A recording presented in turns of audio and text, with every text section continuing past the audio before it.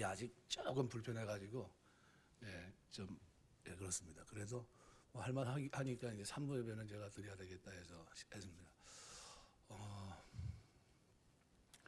한 유태인이 이제 독일로 유학을 갔는데 이렇게 좀 공부를 하는 과정에 있으니까 뭐 굉장히 바쁜 시간을 보내지 않겠습니까? 같이 이제 룸메이트가 이제 아무리 독일 사람들이니까 독일 사람하고 이제 룸메이트가 됐는데 조금만 자기가 이제 좀 피곤하고 그러면 히브리어로 시편 23편을 묵상하는 겁니다.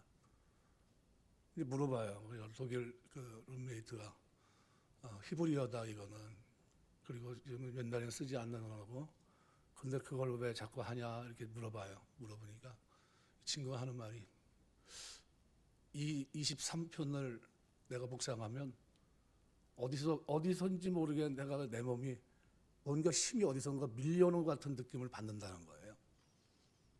그러냐고. 근데 같이 이제 4년을 같이 살았으니까요. 그렇게 살다 보니까 시간만 남으면 이제 외우니까요. 조금 피곤하면 히브리어로 시편 23편을 암송하는 겁니다. 자기도 모르게 암송이 됐어요. 그래가지고 이제는 자기도 피곤하면 히브리어로 시편 23편을 암송을 합니다. 그러다 전쟁이 났는데요. 이 유태인 친구가 이제 여러분 잘 아는 대로 나치에 의해서 이제 잔혹하게 600만이 죽어가는 그때 잡혀가게 되는데요. 떠나면서 시편 23편을 암송하면서 떠나갑니다. 이게 그 독일 친구에게는 너무나도 큰 충격이었어요. 그런데 떠나면서도 이 시편 23편을 암송하는 그 모습에 두려움이라든가 뭐 안타까움 뭐 이런 건 전혀 찾아볼 수 없고요. 그 상황에서 하나님이 나와 함께하고 있다는 그 확신을 가지고 가는 모습을 보게 됩니다. 전황이 바뀌었어요. 이제는 거꾸로 돼서 이제 유태인들 친구에 의해서 이제 오히려 독일 친구들이 사형 집행을 당해야 되는 그런 처지가 됐습니다. 마침내 이 사람도 전쟁통에 독일 군대 장관으로 참여하게 됐으니까 또 포로가 됐고, 그리고 자기에게도 그런 마지막 때가 딱 온 겁니다. 그때 이 친구 머릿속에 뭐가 기억나냐 하면, 내 룸메이트 유대인이었지만 멀어져 갈 때 그 하나님에 대한 확신을 가지고 이 시를 부르면서 갔던 그걸 기억하면서 자기도 마지막으로 독일 사람인데 그 유태인 앞에서 그걸 암송합니다. 소리를 아주 높여 암송을 해요. 깜짝 놀랍니다. 그리고 이 사형을 멈춥니다. 사형을 시키면 안 된다. 왜냐하면 우리가 적으로 만났지만 하나님 안에서 적은 없다. 그래서 그 친구를 살려냅니다. 뭐 때문에요? 시편 23편의 그 암송, 그것 때문에. 그래서 이 독일 친구는 그 시편 23편이 자기 생명에 있어서 굉장히 중요한 그런 시가 됩니다. 아마 평생 잊혀지지 않았을 거예요. 살아가는 동안 23편은 아마 자기가 늘 암송하는 그런 아마 성경 구절이 됐을 확률이 높습니다. 오늘 본문에 누가 등장하냐 하면요, 바울과 실라. 아마 이 얘기는 우리 어려서부터 많이 들은 얘기라요. 모르시는 분도 없고 다 아는 내용입니다. 바울과 실라가 선교 1차 전도 여행을 떠났을 때는요, 말 그대로 큰일을 많이 합니다. 그래서 이 하나님이 길을 많이 열어줘요. 루스드라 더베를 거쳐 돌아오게 하시고, 그리고 이제 2차 전도 여행에 대한 꿈을 이제 갖게 합니다. 2차 전도 여행 때 이제 실러와 함께 갔는데, 사실 원래 계획은요, 1차 전도했던 그 여행지를 다시 한번 답습하는 겁니다. 한번 반복하고 갔던 데가 제대로 잘 있는지, 진행은 문제가 없는지 보는 거였습니다. 그리고 성도들도 격려하고. 그런데 그게 그대로 그 뜻대로 되지 않습니다. 그래서 제일 먼저 일어난 사건이 뭐냐 하면 루스드라입니다. 루스드라. 사실 1차 전도 여행에서 루스드라에서 돌에 맞았는데 사람들은 죽은 줄 알고 바깥에 버리거든요. 그런데 거기에 나중에 뭐가 생겨집니까? 교회가 세워져요. 그리고 믿는 사람이 생겨나게 되고 거기서 대표적인 사람을 하나 만납니다. 영적인 아들 디모데도 만나요. 그러니까 성경에 보면 2차 전도 여행 가운데 계속해서 이루어진 하나님의 간섭하심을 우리가 볼 수 있는데 16장 6절서부터 보시면요. 한번 같이 읽겠습니다. 성령이 아시아에서 말씀을 전하지 못하게 하시거늘 그들이 부르기와 갈라디아 땅으로 다녀가. 첫 번째 계획이 좌절됩니다. 그러니까 소아시아 지방을 다시 한번 순회하면서 복음을 전하려고 했는데 이걸 누가 막아요? 성령께서 소아시아로 가는 걸 막아요. 얼마나 좌절감이 밀려왔겠습니까? 그리고 7절에 보면요. 두 번째 계획이 좌절됩니다. 네, 같이 읽겠습니다. 무시아 앞에 이르러 비두니아로 가고자 했을 때 예수의 영이 허락하지 않은지라. 두 번째 계획도 좌절돼요. 또 9절에 보면요. 또 이렇게 합니다. 9절에 보면. 밤에 같이 읽겠습니다. 밤에 환상이 바울에게 보이 마게도냐 사람 나가서 마게도나로 건너와서 우리를 도우라 하거늘. 세 번째 계획도 좌절입니다. 그러니까 소아시아를 돌겠다고 했었는데 성령은 마게도냐 유럽에 가서 도와주라고 했던 겁니다. 그런데 이 바울이 가지고 있던 생각이 잘못된 생각인가요? 아니거든요. 그런데 바울은 이 계획을 다 어떻게 처리합니다. 그래서 이후 바울은 드로아에서 배를 타고 에게로 남쪽으로 한 16km 떨어진 빌립보로 들어가게 돼요. 빌립보 마게도냐의 첫 성인데요. 여기서 이제 선교를 하게 됩니다. 유대인 회당을 찾아갔는데 빌립보에는 회당도 없고 환영해 주는 사람도 없고 지인도 없고 아무것도 없어요. 하나님은 왜 이런 빌립보로 바울을 인도하셨을까? 하여간 바울은 하나님이 가라고 하니까 믿음으로 순종하고 갑니다. 그러니까 안식일에 기도할 처소를 찾아 문밖 강가에 가서 앉아있는 여자들에게 말하다가 루디아라는 자색옷과 장사를 만나게 되고 하나님이 그 마음을 열어주셔서 루디아가 예수 믿고 유럽 최초의 교인이 됩니다. 또 루디아는 마음의 감동을 받고 바울에게 자기 집에 와서 유하라고 강권하게 되고 유럽 최초의 교회가 시작돼요. 또 점치는 귀신 들린 여종을 만났는데 귀신 들린 여종이 바울과 그 일행을 따라다니면서 괴롭힙니다. 그래서 사도행 16장 17절에 보면요. 같이 읽겠습니다. 그가 바울과 우리를 따라가 소리질러 이르되 이 사람들은 지극히 높은 하나님의 정으로서 구원의 길을 너에게 전하는 자라 하며 너무 소리를 지르고 쫓아다니니까요. 바울이 너무 괴로워서 쫓아내버립니다. 사도행전 16장 18절에 보면요. 이렇게 말해요. 이같이 같이 읽겠습니다. 이같이 여러 날을 간지라 바울이 심히 괴로워하여 돌이켜 그 귀신에게 이르되 예수 그리스도 이름으로 내가 네게 명하노니 그에게서 나오라 하니 귀신이 즉시 나오니라. 쫓아내버렸어요. 문제는 이 여종이 자기 자유권이 있는 자유자가 아니라는 거죠. 그러니까 여종을 통해서 수익을 가졌던 주인은 자기 종이 그렇게 됐다는 사실에 분개합니다. 그래서 바울과 실라를 붙잡아 때리고 감옥에 가두게 돼요.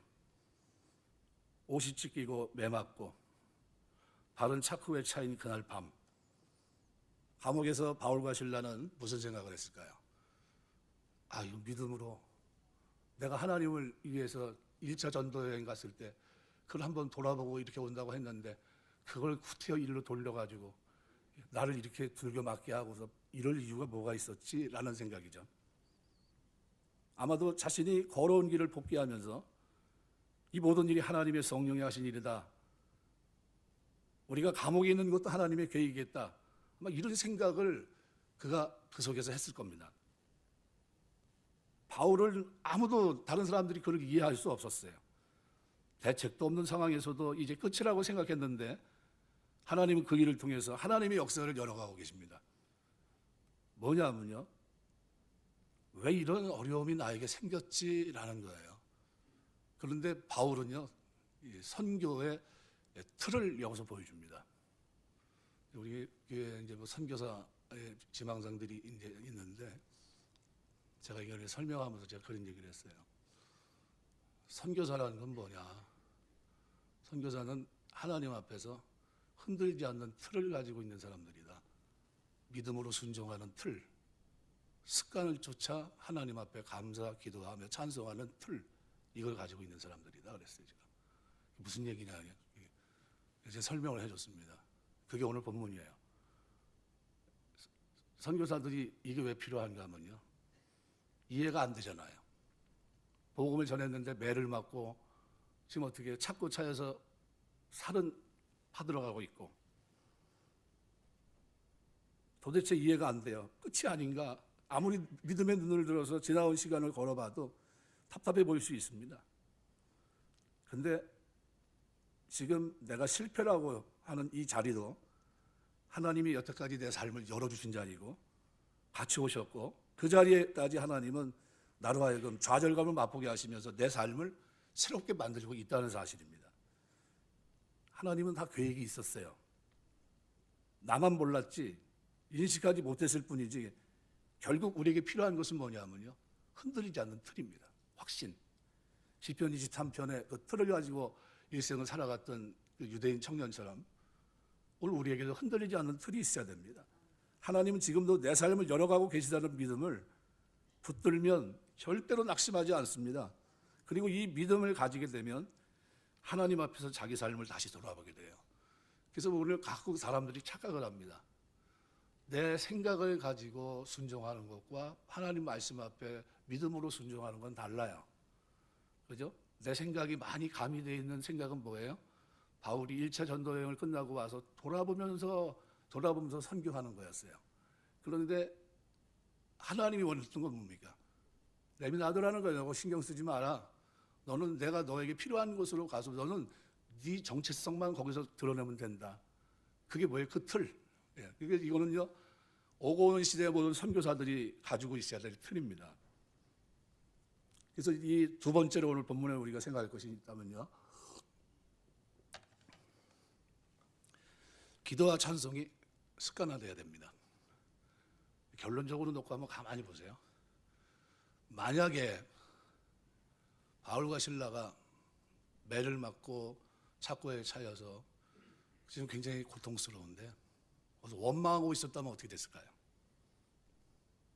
원망하고 있었다고 한다면 지금 간수가 그걸 어떻게 듣고 있었거든요. 히어가 아니라 리슨, 듣고 있었어요. 관심 있게 듣고 있었다는 얘기거든요. 그런데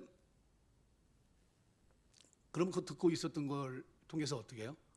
나중에 옥토가 막 기적 같은 일이 막 일어납니다. 그죠? 이 일이 막 일어나는 배경이 어디 있었습니까? 예, 그 찬송과 기도에 있었던 거예요. 그거를 듣고 있었던 겁니다. 저 사람들 희한한 사람이에요. 유럽에 난 저런 사람 처음 봤는데 도대체 뭐 하는 사람들인데 저렇게 매를 맞고 들어왔는데 찬송을 하고 있는 거예요. 희한한 애들이다, 희한한 애들이다. 그러고 있는 겁니다, 지금. 근데 어떤 일이 벌어져요? 왜? 착고가 풀리고 갑자기 옥토가 흔들리고 기적 같은 일이 확 퍼져나갑니다. 하나님이 처음서부터요, 바울과 실라를 보낼 때 그가 그의 삶에 체질화되어 있는, 흔들리지 않는, 습관화되어 있는 삶이 있다는 걸 아십니다. 그게 뭐냐면 찬송과 기도예요.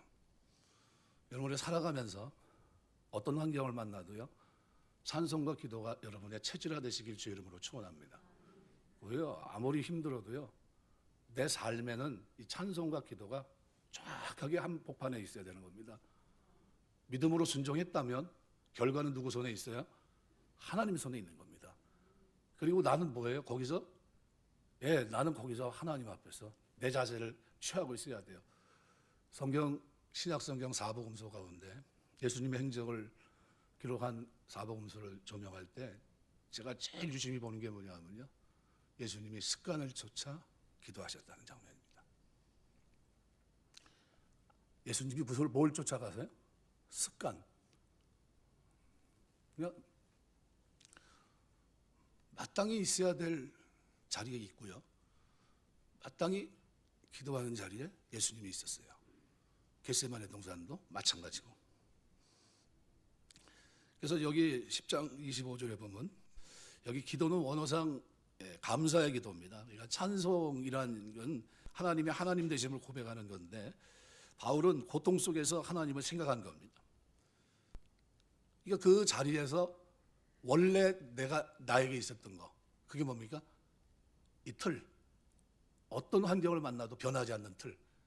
하나님이 바울과 실라를 보냈을 때 그들에게 기대했던 게 뭡니까? 그 틀이에요.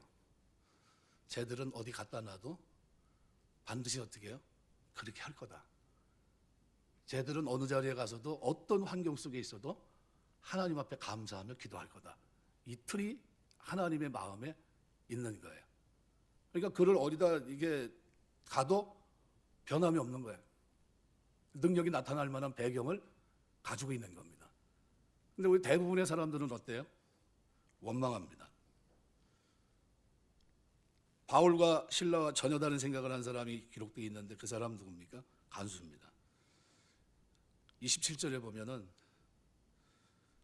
죄수가 도망가면 죽게 되어 있거든요. 그래서 한번 읽겠습니다.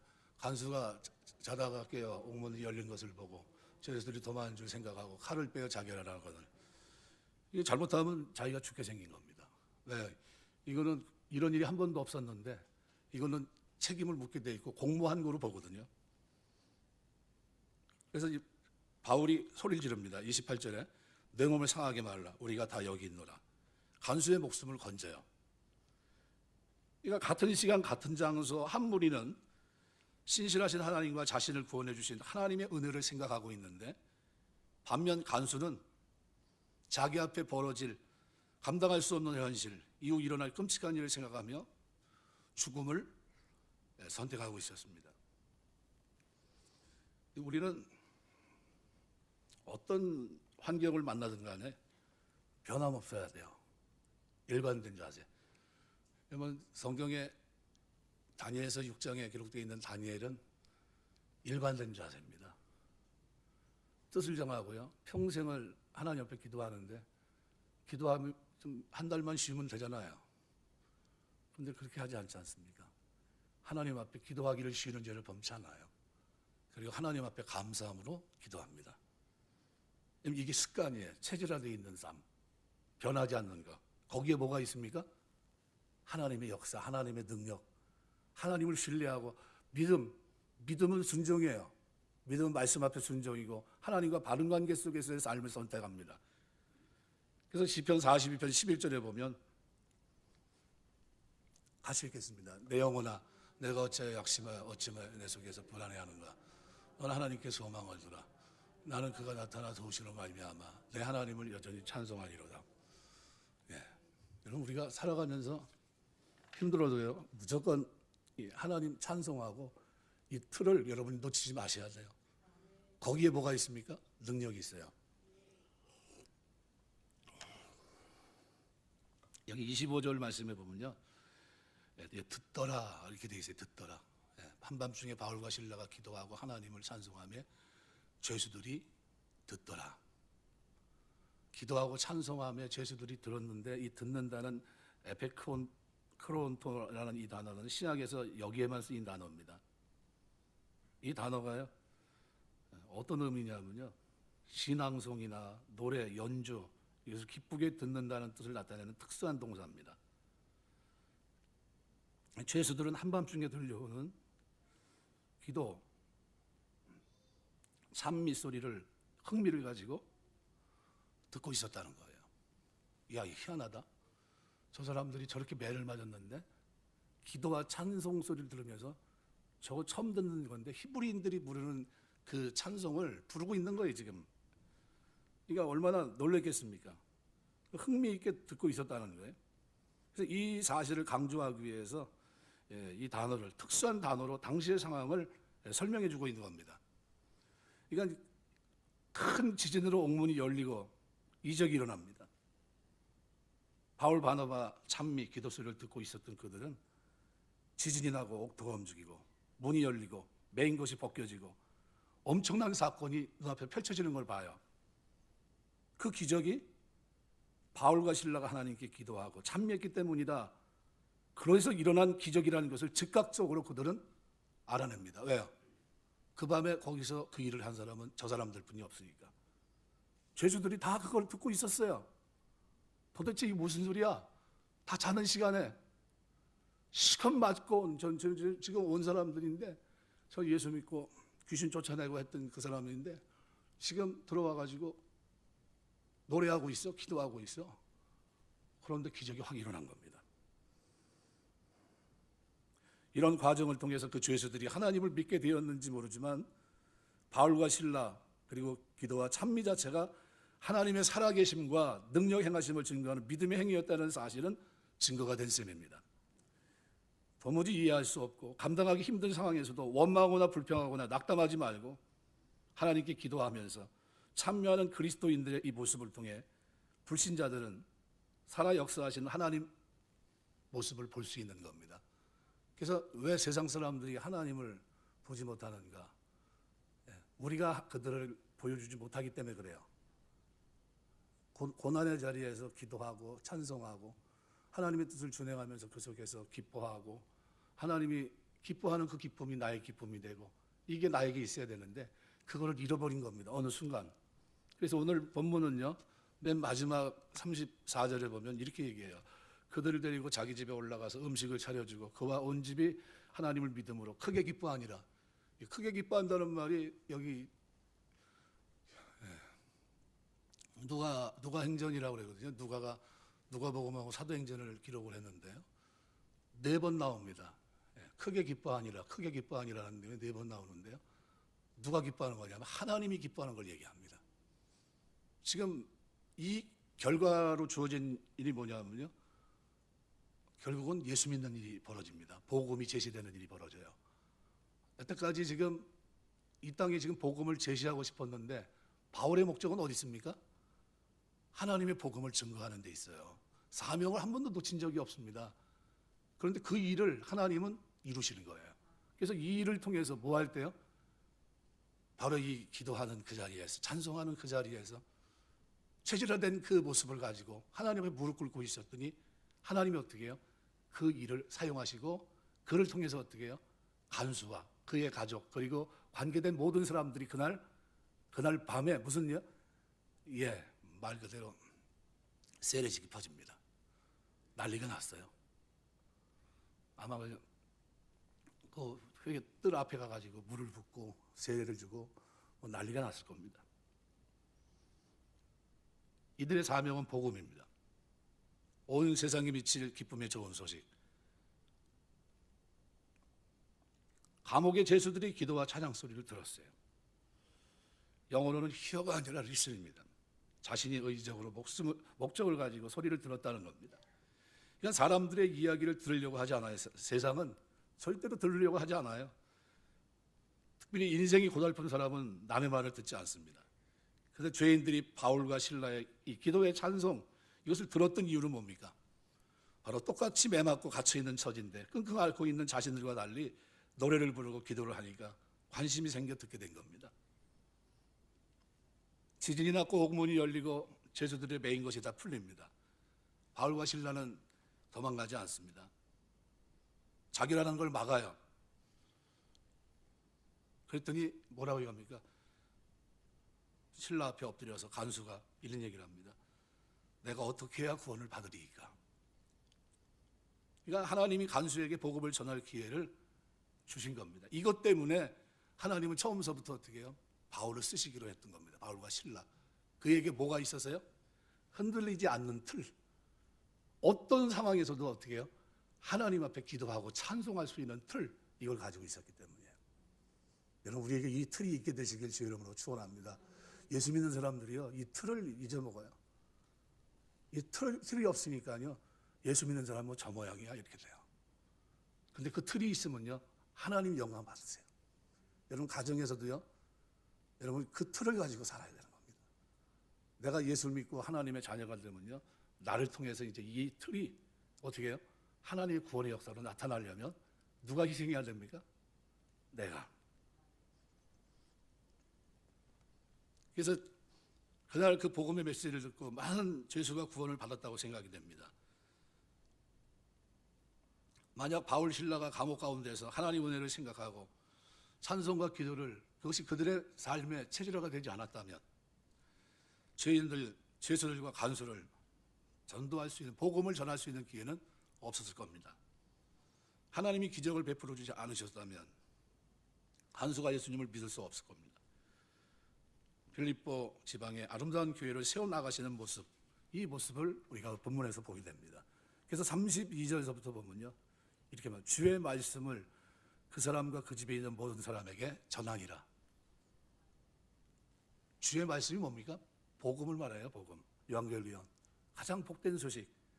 바울로부터 자기 자신뿐만 아니라 자신의 구원에 관한 말까지 들은 간수는 가족 모두를 모읍니다. 바울의 말을 듣게 했어요. 방금 전에 있었던 기적 같은 것에는 관심을 보이지 않고요 오직 주의 말씀을 그 간수와 그 가족들에게 전합니다. 구원은요 지극히 개인적입니다. 주 예수를 믿으라 그리하면 너와 내 집이 구원 얻으리라. 예, 물론 내가 예수를 믿으면 내 자녀들에게 영향을 줄 수 있어요. 그러나 내가 예수를 믿었기 때문에 내 가족 전체가 다 싹 구원받고 그러지 못합니다. 그럼 어떻게 해야 돼요? 네, 복음을 전해야 됩니다. 로마서 10장 14절 같이 읽겠습니다. 그런즉 그들이 믿지 아니한 일을 어찌 부르리요 듣지도 못한 일을 어찌 믿으리요 전파하는 자가 없이 들으리요. 들어야 됩니다. 하나님 말씀을 믿지 않는 일을 어떻게 부릅니까? 전하지 않는데 어떻게 들을 수 있겠습니까? 또 로마서 10장 17절에 보면 그러므로 믿음으로 들음에서 나면 들음은 그리스도의 말씀으로 말미암느니라. 오늘 33절 말씀에서 구원받기 전에는 이방 땅 낯선 사람들이었어요. 그들의 육체의 필요에 털끝만큼도 관심이 없었던 간수입니다. 그런데 구원에 대해서 복음을 듣고 영접하게 되니까 그 순간 바뀌어요. 성령께서 가져다 주신 구원이 바울과 실라의 육체적 필요에 민감하도록 그를 변화시키고요 상처를 싸매주기 시작합니다. 누가요? 조금 전까지만 해도 치고 조롱하듯이 쳐다보고 저들이 무슨 노래를 부르고 있는 거야? 듣고 있던 그들이 이제는 어떻게 해요? 오히려 그 상처를 싸매주고 보듬어주는 그 모습을 보여줍니다. 그리고 34절에 저와 온 집이 하나님을 믿었으므로 크게 기뻐하니라. 에칼리아사토라는 이 단어는요 문자적으로 앉아있지 못하고 날뛰면서 기뻐할 정도로 몹시 기뻐 뛰는 걸 말합니다. 모두 4번 쓰입니다. 누가복음 1장 47절, 10장 21절, 사도행전 2장 26절, 16장 34절. 이게 다 누구와 관계된 거냐면 하나님이 기뻐하는 기쁨이에요. 그럼 오늘 본문은 누가 기뻐하는 일을 이뤘다는 겁니까? 하나님이 기뻐하는, 하나님이 크게 기뻐하는 그 일이 누구에게 이루어졌다는 거예요?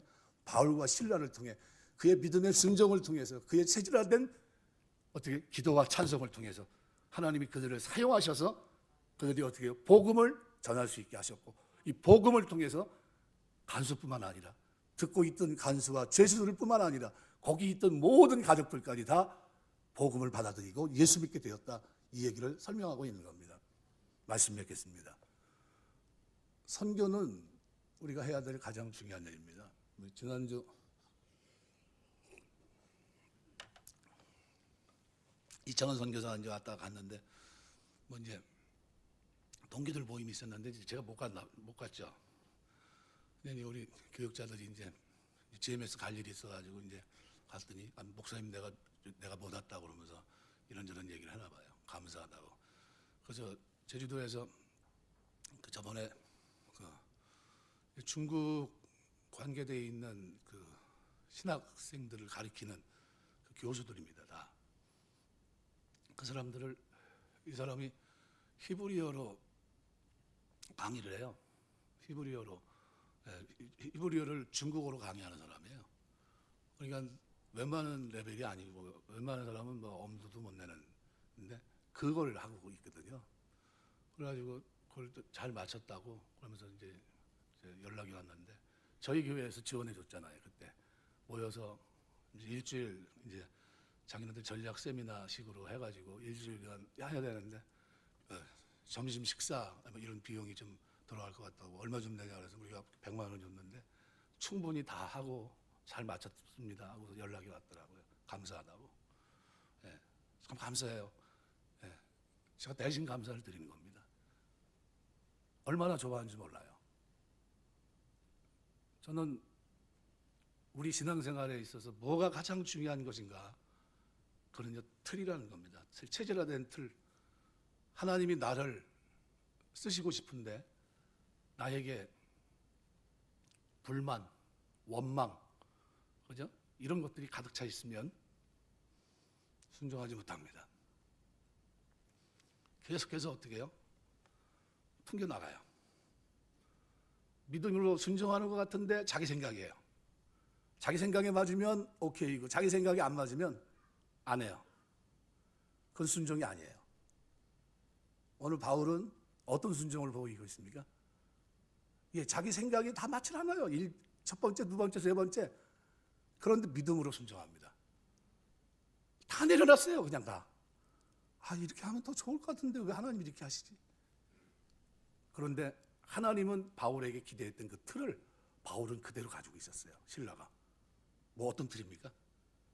아무리 어려워도, 아무리 고통스러워도, 아무리 억울하고 고통스러운 환경 속에 짓눌려 있어도, 혹시 그것이 죽음의 위협독에 있는다 할지라도 나는 하나님 앞에 체질화된 삶, 감사와 찬송의 자세를 버리지 않겠다는 거예요. 이게 그 삶이 있었던 겁니다. 그래서 하나님은 자신 있는 거예요.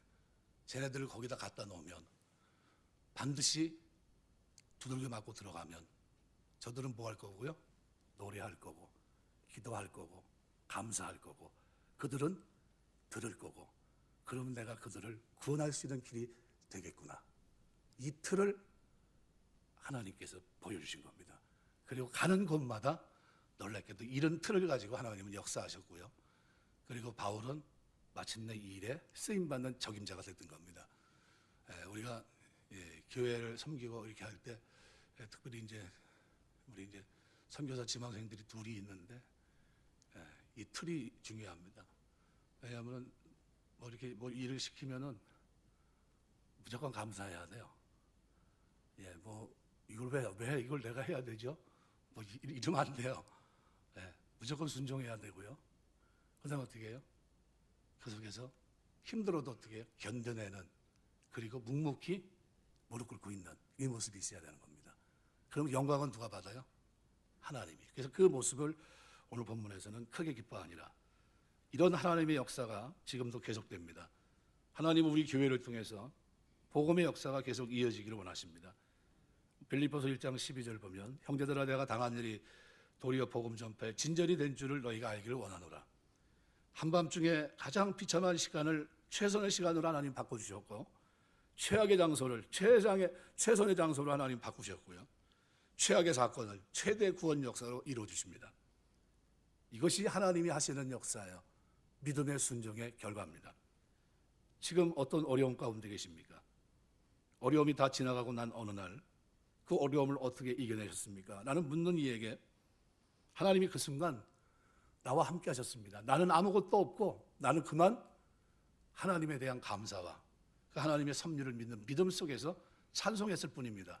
그런데 하나님은 나를 쓰셨습니다. 이것이 오늘 우리의 고백이 되어야 됩니다. 고난 중에 기도와 찬송은 하나님의 이적을 부르는 소리입니다. 사도행전 5장 41절 보면 사도들은 그 이름을 위해 능력을 받는 일에 합당한 자로 여기심을 기뻐하면서 공의 앞을 떠나니라. 합당한 자로, 능력받는 일에 합당한 자로 여기심을 어떻게 한다고요? 기뻐하면서 공의 앞을 떠났다. 욥기서 1장 21절 22절 한번 같이 읽겠습니다. 이르되 내가 못해서 알몸에 나왔어 또한 알몸이 그래 돌아가올지라. 수신이도 여호와시요 거두신이도 여호와시니 여호와 이름이 찬송을 받으실지니이다 하고 이 모든 일에 욥이 범죄치 아니하고 하나님의 명하에 원망치도 아니하니라. 어떤 틀을 갖고 있어요? 변하지 않는 틀, 그죠? 그 자리에서 감사, 입술로 범죄치 않아요. 이 틀, 하나님 이 틀을 갖고 있는 그를 어떻게 하십니까? 갑절로 복을 주세요. 글을 쓰십니다. 정금보다 귀한 믿음의 사람으로 그를 다시 나오게 하십니다. 이 틀이 우리에게 있어야 돼요. 시편 42편 8절 같이 읽겠습니다. 낮에는 여호와께서 그의 인자하심을 베푸시고 밤에는 그의 찬송이 내게 있어 생명의 하나님께 기도하리로다. 말씀 맺겠습니다. 우리 교회가 세워지고 이제 뭐 여기까지 오는 거 참 감사하고요. 이제 교회를 이렇게 또 해외에 짓게 되고 하면서 좀 너무나 감사합니다. 그리고 그 일을 또 간혹 이렇게 또 선교사들 중에서 핵심적으로 일하는 사람들을 또 도울 수 있게 돼서 감사하고, 그런데 이 일을 이뤄나갈 때 우리가 꼭 잊지 말아야 될 것은 믿음에 순종을 하는 거다. 내 생각, 내 방법, 그죠? 그게 아니라 하나님이 하라고 하니까 갑니다. 하나님이 명하신 거니까 합니다. 그리고 그게 힘들어도 그것이 나에게 고통스러워도 그 자리가 내가 기도하는 자리, 찬송의 자리, 감사의 자리가 되겠습니다. 그리고 엎드려서 있으면 하나님 어떻게 해요? 듣는 그들에게 기적을 일으키시고 복음을 전할 기회를 하나님이 열어주시고, 누가 기뻐하세요? 하나님이 기뻐하세요. 이 기쁨의 대상이 되는 오늘 그리스도인들, 이것이 바로 오늘 성도가 되는 겁니다. 오늘 저와 여러분이 살아가는 동안 하나님의 기쁨이 대상이 되는 그런 신앙생활 되시길 주의 이름으로 축원합니다. 기도하겠습니다.